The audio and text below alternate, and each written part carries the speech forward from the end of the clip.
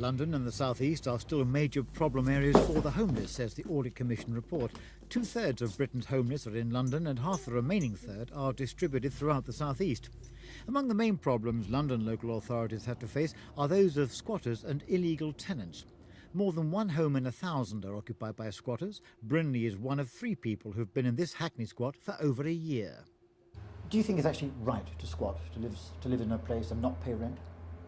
Well, I'd be quite willing to pay rent, but I think what's really wrong is to leave so many places empty. If a place were made available to you for a rent, would you consider that rather than living off somebody else for free? Well, I don't think it's living off someone else free. Yes, living I off would. the system, perhaps? Well, I would. Yes, I would. Particularly since it'd be a lot more secure than. I mean, we can get evicted within 2 days or something, so it's not a very secure way to live.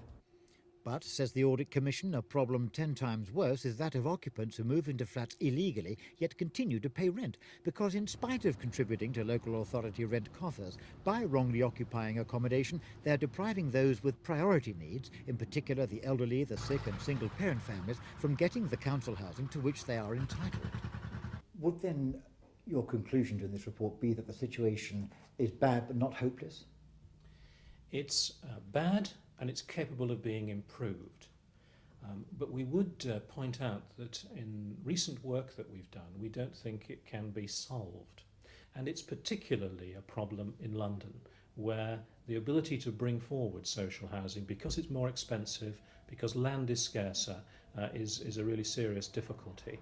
London authorities are trying to address the homeless problem, says the Audit Commission, which will be helped if all local authorities practised best levels of management. But nevertheless, under the present system of housing, the supply gap is unbridgeable and radical funding is needed to overcome the housing investment shortfall. Christopher Rainbow for Thames News.